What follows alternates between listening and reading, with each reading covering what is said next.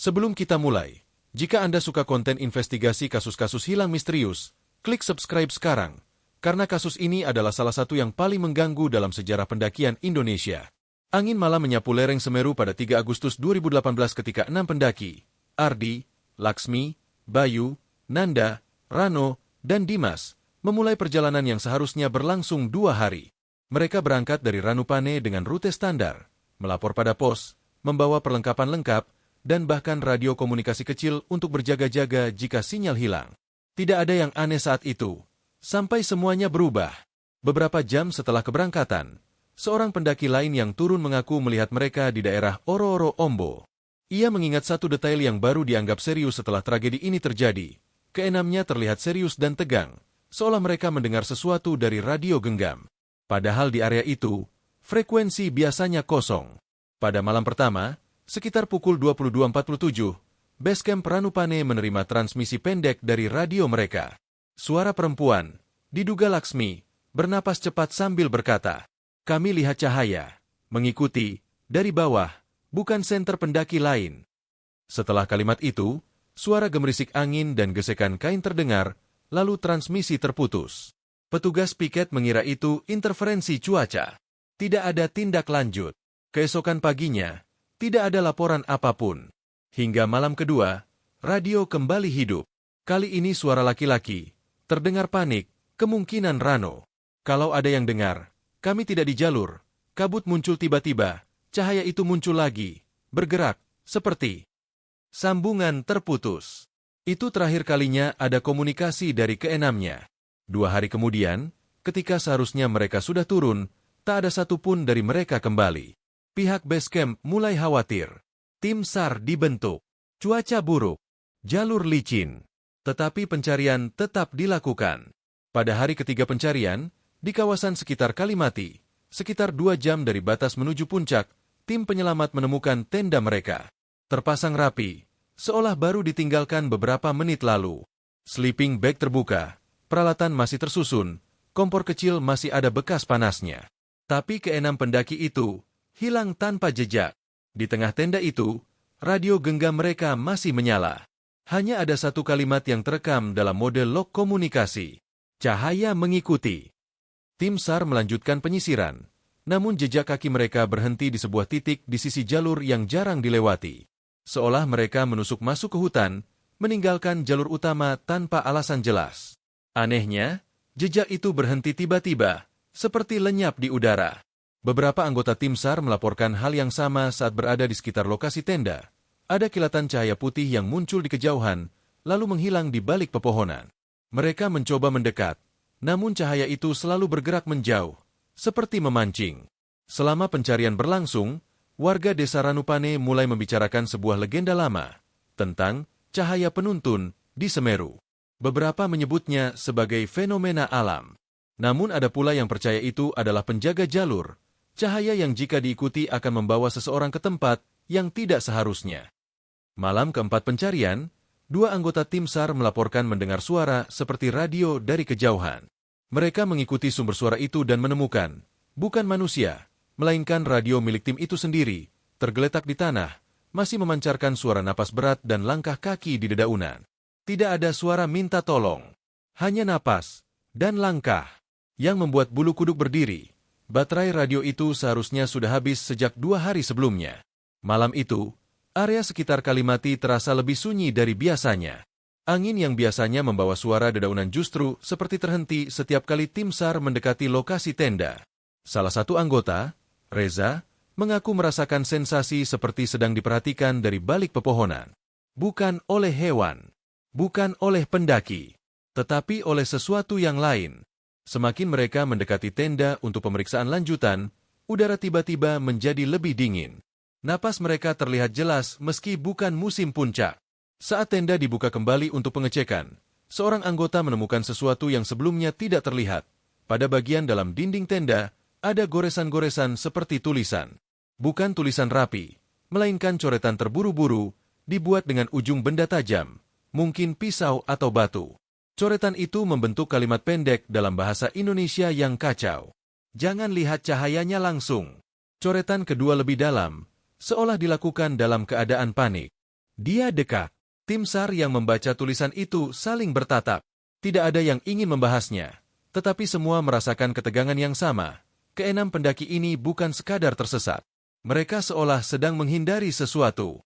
Tidak ada tanda perlawanan. Tidak ada darah. Tidak ada jejak bawaan bergerak secara acak. Semua barang hampir utuh. Hanya satu yang hilang dari dalam tenda, buku catatan perjalanan milik Ardi. Malam berikutnya, seorang warga desa yang ikut bergabung membantu pencarian, Pak Suko, menceritakan pengalaman aneh yang dialaminya pada tahun 1990-an saat mendaki di area yang sama. Ia pernah melihat seberkas cahaya putih memanjang, melayang rendah di antara pepohonan, bergerak perlahan seperti seseorang membawa lentera. Namun cahaya itu tidak menerangi tanah. Sebaliknya, bayangan justru semakin gelap di area yang dilewatinya. Ia menegaskan satu hal, kalau cahaya itu muncul, jangan diikuti. Jangan menatap, karena katanya, itu bukan untuk manusia. Kata, itu, diucapkan pelan, seolah takut jika sesuatu mendengar. Hari kelima pencarian, tim memutuskan melakukan penyisiran menyeluruh di area hutan yang diperkirakan dilalui para pendaki sebelum mereka menghilang. Di tengah hutan, salah satu anjing pelacak tiba-tiba menggonggong keras, bulunya berdiri, ekornya masuk di antara kaki. Ia menolak maju. Pawangnya mencoba menarik, tetapi anjing itu merunduk dan merengek, seolah melihat sesuatu yang manusia tidak bisa lihat. Tak lama setelah itu, suara seperti bisikan terdengar, sangat pelan, namun cukup jelas untuk membuat semua orang menegang. Ikuti. Salah satu anggota SAR langsung memeriksa radio, menduga itu interferensi. Tetapi radio dalam kondisi mati. Tidak mungkin ada suara dari sana. Dalam radius sekitar 30 meter dari titik itu, mereka menemukan kain robek berwarna merah marun tersangkut di dahan. Itu adalah kain dari hoodie yang dikenakan Bayu saat berangkat. Masih ada sedikit aroma keringat manusia tergantung di serat kainnya, menandakan kain itu tidak lama berada di sana. Tepat di bawahnya, tanah seperti terinjak berat ke arah yang lebih dalam. Namun jejak itu tiba-tiba berhenti setelah 5 langkah, seperti seseorang melangkah, lalu menembus udara. Seorang relawan, Bimo, mencoba berjalan ke arah yang sama dengan menandai pohon. Baru 10 langkah, ia berhenti tiba-tiba. Ia berdiri mematung, pandangannya menerawang, seperti melihat sesuatu di antara pepohonan. Temannya memanggil, tetapi ia tidak menjawab. Ketika mereka menariknya kembali, wajahnya pucat dan ia hanya bergumam satu kalimat tanpa berkedip. Dia berdiri di belakang pohon, putih, tidak punya wajah. Setelah itu Bimo menangis tanpa suara, tubuhnya bergetar, dan ia meminta turun, menolak kembali ke lokasi pencarian. Pada malam ke-6, terjadi sesuatu yang masih menjadi perdebatan hingga sekarang. Sebagian tim SAR yang beristirahat di pos sementara mendengar suara langkah kaki mendekat dari arah hutan. Pelan, teratur, mendekat. Mereka mengira itu adalah anggota tim yang kembali. Tetapi suara langkah itu berhenti tepat di luar lingkaran lampu. Tidak ada siapapun. Hanya gelap. Beberapa anggota mengambil senter dan menyorot. Tidak ada manusia. Tetapi di tanah terlihat jejak kaki tanpa alas. Ukuran seperti kaki laki-laki dewasa, tetapi lebih panjang dan ringan, seperti tidak membawa berat tubuh normal. Dalam keheningan itu, radio yang diletakkan di meja tiba-tiba menyala sendiri. Tidak ada yang menyentuh. Dari speaker terdengar suara statis, lalu perlahan muncul suara perempuan. Suara itu terdengar sangat mirip dengan rekaman awal, diduga Laksmi. Namun kali ini lebih pelan, seolah ia berbicara dari sangat jauh atau dari balik air. Kalau kalian dengar, jangan cari kami. Diikuti bunyi napas berat, lalu bisikan yang nyaris tak terdengar. Dia ikut kalian. Radio mati kembali. Beberapa relawan langsung memutuskan berhenti. Mereka merasa apa yang hilang bukan hanya pendaki, tetapi sesuatu yang tidak seharusnya ikut turun. Pagi hari ke-7 pencarian, kabut muncul lebih cepat dari biasanya. Bukan kabut biasa, kabut itu pekat seperti asap, dan turun dari arah puncak Mahameru, menggulung pelan ke area Kalimati. Tim SAR yang sudah bersiap berangkat menunda beberapa menit, tetapi salah satu komandan pos memutuskan untuk tetap bergerak karena waktu pencarian semakin kritis. Mereka bergerak dalam formasi lebih rapat dari biasanya. Setiap 2 menit, mereka saling memberi kode suara agar tidak kehilangan kontak. Namun tidak sampai 1 jam berjalan, salah satu anggota di barisan belakang berhenti. Ia menatap tanah dan memanggil yang lain untuk melihat. Di sana, di antara akar pohon, mereka menemukan tanda bakar kecil, seperti bekas api unggun, tetapi anehnya tanah di sekitar tidak terbakar sama sekali. Di tengah abu, ada besi kecil berbentuk lingkaran, gosong, namun masih utuh. Itu adalah bagian dari kompor portabel yang dibawa Nanda. Kompor itu seperti terpanggang dari dalam, bukan dari api luar. Beberapa langkah dari lokasi itu, tim menemukan benda lain yang membuat udara seolah membeku, buku catatan harian Ardi. Sampulnya basah dan sobek, tetapi halaman dalam masih bisa dibaca. Tulisan pada halaman pertama terlihat normal, catatan perjalanan, rencana jalur, pembagian tugas. Namun semakin jauh mereka membaca, tulisan itu berubah. Coretan menjadi lebih cepat, tidak rapi, beberapa halaman bahkan tercabik separuhnya. Pada salah satu halaman yang lengket oleh lumpur, ada catatan terakhir yang terbaca jelas. Dia muncul pertama kali di dekat bata sabana. Cahaya seperti api putih, tapi tidak panas. Waktu kami menoleh, seperti ada bayangan berdiri jauh di belakang cahaya itu. Kami pikir pendaki lain. Tapi setelah senter kami arahkan, bayangan itu tidak punya kepala. Halaman berikutnya ditulis dengan tinta yang melebar, seolah penulisnya gemetar hebat. Setiap kali kami menoleh, cahaya itu lebih dekat, seolah menunggu kami berhenti. Tadi malam, Dimas bilang dia melihat sesuatu berdiri di samping tenda. Dia bilang makhluk itu menunduk seakan ingin masuk. Pada halaman terakhir yang masih utuh, hanya ada 2 kalimat, ditulis berulang-ulang memenuhi seluruh halaman. Jangan ikuti cahaya itu. Jangan ucapkan namanya. Tidak ada nama yang dimaksud. Nama apa yang tidak boleh disebut? Hal mengganggu lain ditemukan di bagian belakang buku, tulisan yang bukan milik Ardi. Tulisan ini lebih tajam, garisnya dalam, seakan ditoreh dengan ujung batu atau kuku. Kau sudah melihatnya. Salah seorang anggota SAR menutup buku itu cepat, menolak memegang lebih lama. Ia merasa jari-jarinya dingin setelah menyentuh halaman terakhir itu, seolah kertasnya bukan sekadar kertas. Siang itu, salah satu tim memutuskan menyisir lebih dalam ke arah yang ditunjukkan buku, meskipun bukan jalur resmi. Mereka mulai menandai pohon agar tidak tersesat. Kabut semakin tebal. Suara burung dan serangga seakan hilang. Selama hampir 2 jam mereka berjalan pelan, mengikuti jejak patahan ranting dan bekas injakan samar di tanah berlumut. Tiba-tiba, suara seperti tangisan pelan terdengar dari sisi kiri jalur liar yang mereka buat. Suara itu seperti suara perempuan, terdengar tertahan, seolah menangis sambil menutup mulut. Tanpa koordinasi, 3 anggota langsung mendekat beberapa langkah. Mereka berhenti ketika sadar suara itu bukan berasal dari satu titik. Tangisan itu datang dari beberapa arah sekaligus, seperti gema yang berputar mengelilingi mereka. Salah satu relawan, yang dikenal pemberani, memanggil keras dengan menyebut nama Laksmi, berharap jika ada korban masih hidup bisa menjawab. Tapi setelah nama itu disebut, tangisan berhenti seketika. Sunyi menelan seluruh hutan. Bahkan angin pun seolah berhenti. Dalam hening itu, terdengar langkah kaki cepat di belakang mereka, seperti seseorang berlari menjauh. Mereka segera mengejar suara itu. 15 detik kemudian, mereka tiba di sebuah area terbuka kecil di antara pepohonan, dan di sanalah mereka melihat sesuatu yang membuat beberapa mundur spontan. Di tengah tanah lapang kecil itu, ada benda menggantung di cabang pohon rendah, jaket pendakian hitam milik Dimas. Terikat rapi pada cabang, seolah digantung sebagai tanda. Tepat di bawahnya, tanah membentuk cekungan seolah seseorang berdiri lama di satu titik. Tidak ada jejak keluar. Jaket itu dingin saat dipegang, seperti baru dikeluarkan dari air es. Saat salah satu anggota membalik jaket tersebut, sebuah batu kecil jatuh dari saku dalam. Batu itu berwarna putih kusam, tetapi memantulkan sedikit kilau jika terkena cahaya. Ukurannya seukuran mata manusia.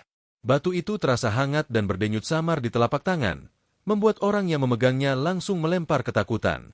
Batu itu jatuh ke tanah dan mengeluarkan suara seperti bisikan pendek saat menyentuh tanah, meski tidak ada mulut yang mengucapkan apapun. Menjelang sore, kabut kembali menebal. Tim memutuskan untuk kembali ke pos sebelum gelap. Namun perjalanan pulang tidak seperti saat berangkat. Jalur yang mereka tandai dengan pita merah di pohon mendadak menghilang. Beberapa pohon yang mereka tandai sebelumnya tidak lagi memiliki pita itu, seolah seseorang atau sesuatu telah melepasnya. Mereka berjalan memutar hampir 2 jam, namun selalu kembali ke area tanah lapang kecil tempat jaket Dimas tergantung. Pada upaya ketiga, salah satu anggota menyarankan agar mereka berjalan tanpa menoleh ke belakang apapun yang terjadi. Mereka membentuk barisan dan saling memegang bahu di depan. Dalam perjalanan keluar, beberapa dari mereka mendengar langkah lain di belakang barisan, mengikuti mereka. Langkah itu terlalu dekat, seolah hanya satu lengan di belakang orang terakhir. Namun mereka tidak menoleh. Ketika mereka akhirnya kembali ke jalur umum, matahari hampir tenggelam. Begitu mencapai pos, orang terakhir di barisan pingsan tanpa sebab. Saat sadar, dia hanya mengatakan satu hal dengan suara serak. Ada yang jalan di belakang kami. Nafasnya dingin di leherku. Dan kemudian ia menambahkan, hampir berbisik. Dia ikut keluar. Malam itu di pos sementara, suasana berubah drastis. Beberapa anggota SAR meminta pulang, sebagian lain ingin menghentikan pencarian sepenuhnya. Tetapi komando memutuskan bertahan satu malam lagi. Mereka berusaha menjaga api tetap menyala besar di tengah pos, berharap cahaya dapat memberi rasa aman. Namun bahkan api unggun pun tidak membuat kehangatan yang cukup. Udara di sekitar terasa seperti disedot oleh sesuatu yang tidak terlihat. Sekitar pukul 23.30, seorang anggota piket yang berjaga sendirian di pinggir pos melihat kilatan cahaya putih di antara pepohonan. Namun kali ini, cahaya itu tidak bergerak. Ia diam, melayang rendah, dekat tanah. Menyala pelan seperti napas. Piket itu menatap hanya 2 detik, lalu seluruh tubuhnya kaku. Ia tidak bisa berteriak, tidak bisa pindah. Matanya tidak berkedip, seolah sesuatu memegang wajahnya agar tetap melihat ke arah cahaya itu. Beberapa menit kemudian, anggota lain menemukannya. Ia berdiri seperti patung, pupil membesar, tubuh gemetar halus. Setelah diguncang kuat, barulah ia terjatuh dan mulai menarik napas seperti orang yang tenggelam lama dalam air. Ketika ditanya apa yang ia lihat, jawabannya hanya, dia tersenyum tanpa mulut. Setelah kejadian itu, seluruh anggota berkumpul di sekitar api. Mereka memutuskan berjaga dalam kelompok, tidak ada lagi yang dibiarkan sendirian. Namun radio di tengah pos kembali menyala sendiri. Tak ada yang menyentuhnya. Suara pertama yang muncul bukan statis, tetapi tawa pelan, suara perempuan, namun tanpa intonasi manusia, seperti seseorang mencoba meniru tawa manusia dan gagal. Lalu terdengar suara laki-laki berbisik, sangat dekat, seakan berasal dari belakang daun mikrofon radio. Kalian sudah melihatnya. Sekarang dia bisa melihat kalian. Radio mati mendadak, seperti baterainya dicabut paksa. Padahal baru diganti sore tadi. Tidak ada yang tidur malam itu. Keesokan paginya, beberapa relawan akhirnya memutuskan pulang dan meninggalkan tim utama. Mereka tidak berpamitan lama, hanya mengemasi barang dan berjalan cepat turun, seolah dikejar sesuatu. Dari 7 orang yang turun, hanya 5 yang tiba di Ranupane sebelum tengah hari. 2 orang lainnya kembali hampir 2 jam kemudian, dengan langkah goyah, wajah pucat, dan keduanya mengaku merasakan ada yang mengikuti dari balik pepohonan sepanjang jalan pulang. Sementara itu, tim utama tetap bertahan dan menyiapkan pencarian hari terakhir. Mereka memutuskan fokus ke arah batas vegetasi menuju Archopodo, area yang lebih tinggi, lebih berbahaya, dan sering dianggap batas dunia nyata oleh sebagian pendaki. Menurut cerita warga, di sanalah batas terakhir manusia dapat berjalan sendirian. Setelah titik itu, tanah bukan lagi milik manusia. Perjalanan menuju area itu berat. Kabut turun dan naik seperti gelombang laut, kadang menutup pandangan hanya dalam hitungan detik. Pada salah satu titik, saat kabut menipis, mereka melihat sesuatu di kejauhan yang membuat langkah mereka berhenti serempak. 6 siluet berdiri sejajar di lereng naik, beberapa ratus meter di depan mereka. Berdiri membelakangi, menghadap puncak. Tinggi tubuh dan bentuk siluetnya mirip ke-6 pendaki yang hilang. Tidak bergerak, tidak bergeming meski angin kencang menerpa. Salah satu anggota SAR memanggil, "Ardi!" Tidak ada respons. Seseorang lain bersiap berteriak lagi, tapi komandan menahannya. "Jangan panggil nama mereka," katanya pelan. "Kalau itu bukan mereka, kita memanggil sesuatu yang salah." Saat mereka berkumpul dan mencoba mendekat perlahan, kabut kembali turun tebal, menelan ke-6 siluet itu. Ketika kabut tersibak beberapa detik kemudian, tidak ada siapa-siapa di lereng. Di tanah tempat ke-6 siluet berdiri, mereka menemukan sesuatu yang lebih buruk daripada tubuh. 6 pasang jejak kaki, berdiri sejajar menghadap puncak, sangat jelas. Namun jejak itu tidak memiliki garis jari. Semua jejak seperti rata di bagian depan, seperti kaki tanpa ujung, atau seperti telapak yang tidak sepenuhnya manusia. Di belakang keenam jejak itu, hanya ada satu jejak lain, lebih besar, lebih panjang, dan jaraknya lebih dalam ke tanah, seolah makhluk yang meninggalkan jejak itu berat dan berdiri tepat di belakang keenamnya. Jejak itu menunjuk ke arah hutan kanan, bukan ke arah puncak. Salah satu anggota SAR tidak tahan melihat jejak tersebut lama-lama. Ia menutup matanya dan memeluk lutut, menggigil ketakutan. Ia berkata lirih. Dia berdiri di antara mereka. Dia sudah bersama mereka waktu kita melihat siluetnya. Kita bukan lihat korban, kita lihat dia. Mereka memutuskan kembali. Tidak ada satupun yang berani melanjutkan ke arah jejak besar itu. Saat mereka turun menuju pos, salah satu anggota merasa ranselnya lebih berat. Saat memeriksa, ia menemukan sesuatu yang tidak pernah ia masukkan. 6 batu putih kecil, mirip dengan yang ditemukan di jaket Dimas sebelumnya. 6 batu, jumlah yang sama dengan pendaki yang hilang. Batu-batu itu kini hangat, bukan dingin, dan terasa berdenyut di telapak tangan seperti memiliki detak. Ia melemparkannya seketika. Namun salah satu batu memantul dan berhenti tepat di ujung kakinya. Batu itu retak sedikit, dan dari retakan kecil itu keluar garis cahaya tipis, seperti urat hidup. Tanah di sekitarnya menjadi dingin.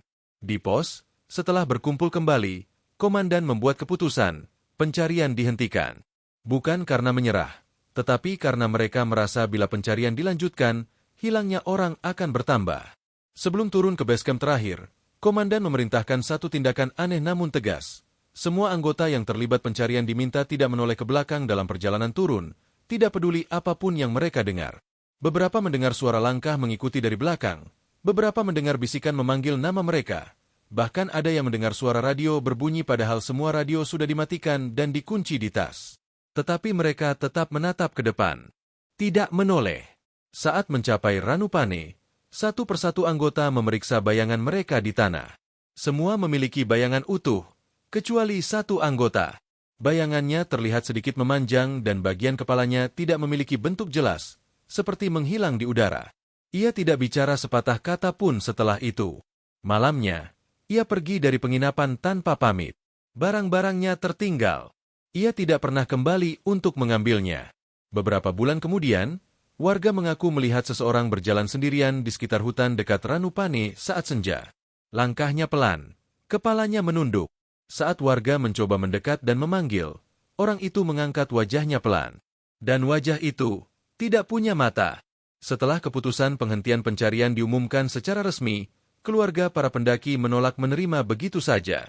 Mereka menuntut penjelasan, meminta pencarian tambahan, bahkan mendatangkan pendaki-pendaki berpengalaman yang pernah menaklukkan Semeru berkali-kali. Namun tidak ada satupun yang berani memimpin ekspedisi lanjutan secara resmi. Dalam pertemuan tertutup di balai desa, beberapa anggota SAR yang terlibat langsung terlihat berbeda. Mata mereka merah, tidak karena menangis, tetapi seperti kurang tidur berhari-hari. Ada yang menatap lantai sepanjang rapat, ada yang selalu melirik jendela seolah takut sesuatu mengikuti dari luar. Ketika salah satu keluarga bertanya dengan suara bergetar, apakah ada tanda-tanda bahwa 6 pendaki itu masih hidup, seorang anggota SAR hanya menjawab dengan kalimat yang membuat seluruh ruangan membeku. Kalaupun mereka masih ada, saya tidak yakin mereka bisa pulang lagi sebagai manusia. Setelah itu, rapat bubar tanpa keputusan jelas. Beberapa hari kemudian, salah satu radio yang digunakan dalam pencarian dikembalikan ke gudang peralatan SAR. Radio itu disimpan dalam kotak logam, baterai dicabut, kabelnya dilepas. Namun malamnya, penjaga gudang mendengar suara dari dalam kotak, suara ketukan pelan, berirama, seperti seseorang mengetuk minta dibukakan pintu. Penjaga, yang sudah bekerja di sana selama hampir 20 tahun, menolak membuka kotak itu. Besoknya, radio itu dipindahkan ke gudang kabupaten. Tidak ada yang mau menyentuhnya lagi. Seminggu setelah pencarian dihentikan, keluarga Ardi menerima paket tanpa nama. Tidak ada alamat pengirim. Hanya amplop coklat tua yang lusuh. Di bagian belakangnya ada jejak tanah kering yang menghitam. Di dalamnya, hanya ada satu benda, buku catatan Ardi. Bukan yang ditemukan tim SAR, ini berbeda. Halaman-halamannya lebih banyak, seolah buku itu dilanjutkan setelah hilangnya mereka. Tidak ada yang tahu bagaimana buku itu bisa sampai ke keluarga. Pada halaman terakhir, ada tulisan yang bukan milik Ardi. Tulisan itu terlalu mirip dengan coretan di dinding tenda. Hanya satu kalimat, "Jangan cari kami." Jangan naik saat bulan redup. Dia masih di sana. Buku itu kemudian diserahkan ke pihak berwajib, tetapi hilang saat proses pemindahan berkas. Tidak pernah ditemukan kembali. 3 minggu berlalu. Seharusnya waktu cukup untuk meredakan ketakutan, namun justru desas-desus semakin liar. Beberapa pendaki yang naik Semeru melaporkan fenomena yang sama. Cahaya putih yang muncul di kejauhan saat malam, tidak besar, tapi cukup terang untuk terlihat jelas. Ada pendaki yang mengira itu adalah senter pendaki lain dan mencoba mendekat, namun cahaya itu selalu menjaga jarak yang sama, tidak pernah lebih dekat, tapi tidak pernah jauh.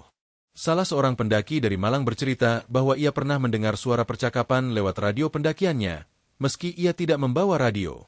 Suara itu terdengar statis, lalu terdengar suara perempuan, menangis, dan hanya mengulang 2 kata. Jangan lihat. Setelah turun, pendaki itu sakit selama 2 minggu, demam tinggi dan menggigil setiap malam. Ia mengigau menyebutkan, ada yang berdiri di samping tenda, menunggu aku tidur. Hingga kini ia tidak mau kembali mendaki gunung manapun. Waktu berlalu. Hampir setahun setelah kejadian, di sebuah forum pendaki, seorang akun anonim mengunggah file audio dengan judul Rekaman asli terakhir ekspedisi Semeru 2018. Jangan dengarkan malam hari. Audio berdurasi 1 menit 48 detik itu kabur dan dipenuhi suara angin. Namun di tengah rekaman, ada saat di mana angin berhenti, dan terdengar suara Laksmi, sangat jelas. Suara napas cepat. Lalu, kalau ada yang dengar, jangan naik jalur lama, dia menunggu di batas kabut. Setelah itu, terdengar suara teriakan Bayu, jauh di belakang. Jangan lihat dia. Jangan. Lalu rekaman dipenuhi suara seperti ribuan bisikan tumpang tindih, bukan 1, bukan 2, tetapi seperti banyak suara berbicara bersamaan, tanpa mulut, tanpa jeda. Di detik terakhir, tepat sebelum rekaman berhenti, terdengar 1 kalimat pelan, lebih dekat dari semua suara lain. Sangat dekat, seperti seseorang berbisik langsung ke telinga pendengar. Kau sudah melihat cahaya itu. Sekarang giliran dia melihatmu. File itu dihapus dari forum hanya 1 jam setelah diunggah. Akun pengunggah hilang. Tetapi salinan sudah tersebar. Banyak yang mengaku setelah mendengar audio itu, mereka merasa dia muncul dalam mimpi mereka, berdiri diam di ujung kabut, menatap tanpa wajah. Beberapa pendaki yang sebelumnya berniat mendaki Semeru membatalkan rencana. Namun seperti sebagian manusia yang selalu ingin mencari jawaban dari kegelapan, rumor tentang penjaga cahaya Semeru justru menarik orang lain. Ada yang ingin membuktikan bahwa semua itu hoaks.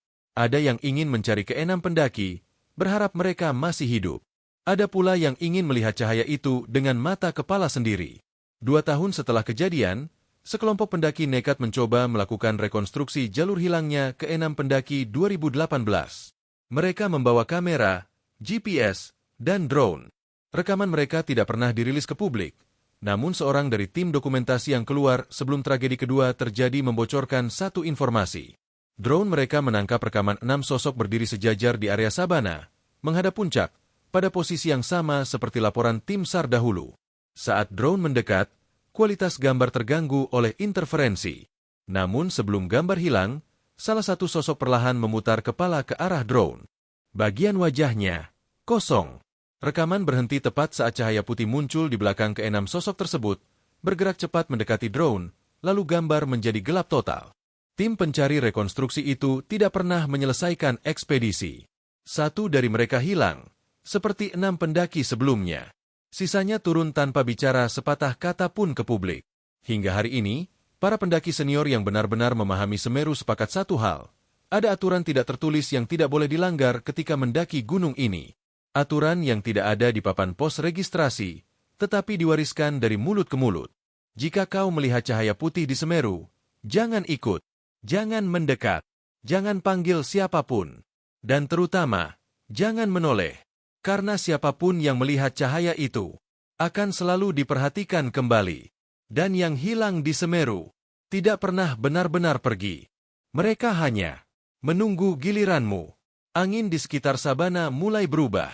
Suaranya bukan lagi desiran biasa, tetapi seperti gumaman banyak orang yang berbicara pelan secara bersamaan. Sari beberapa kali menoleh ke belakang, yakin ada langkah kaki ketiga yang mengikuti, padahal hanya ada 2 orang yang masih sadar saat itu. Raka menatap jarum kompasnya, berputar.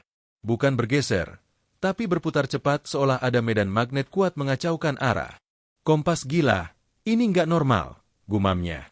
Nafasnya berat, dan setiap kali ia menarik oksigen tipis di ketinggian itu, dada terasa seperti ditekan dari dalam. Radio kecil di saku rompi Dimas kembali menyala sendiri. Kali ini bukan dengan suara cahaya, tapi siaran noise yang terputus-putus. Di sela statis terdengar seperti suara orang lari terburu-buru, napas tersengal, lalu kalimat yang terdengar parau. Jangan menoleh, kalau cahaya sudah dekat. Dimas refleks mencabut baterai radio dan melemparkan perangkat itu ke tanah. Kita buang aja. Gue nggak mau dengar lagi. Namun suara itu belum selesai. Tanpa baterai, suara terakhir merembes keluar seperti dari logam radio yang panas. Kalian, berikutnya. Semua membeku. Bahkan angin seperti berhenti beberapa detik setelah kalimat itu selesai. Sari mulai menangis tanpa suara. Air matanya jatuh satu persatu. Namun ekspresinya kosong, seolah otaknya tidak lagi mampu memproses ketakutan. Ia menggenggam hoodie lengan Dimas, erat sekali, sampai kukunya melukai kulitnya sendiri. Raka menarik keduanya. Dengar gue. Jangan dengar suara apapun lagi. Jangan percaya apapun yang kalian lihat. Fokus ke gue. Kita harus turun. Pelan. Jangan panik. Tapi panik itu sudah ada. Menguasai, merayap lewat tulang belakang. Mereka memulai perjalanan turun melewati jalur berbeda karena kabut menelan jejak semula. Sari berjalan paling belakang. Setiap beberapa langkah, ia merasa ada tangan dingin yang hampir menyentuh rambutnya, seperti seseorang mengikuti begitu dekat hingga napasnya bisa dirasakan. Sekitar 30 menit turun, Dimas berhenti mendadak. Tadi, tenda kita di atas kan? Tapi, ia menunjuk ke depan.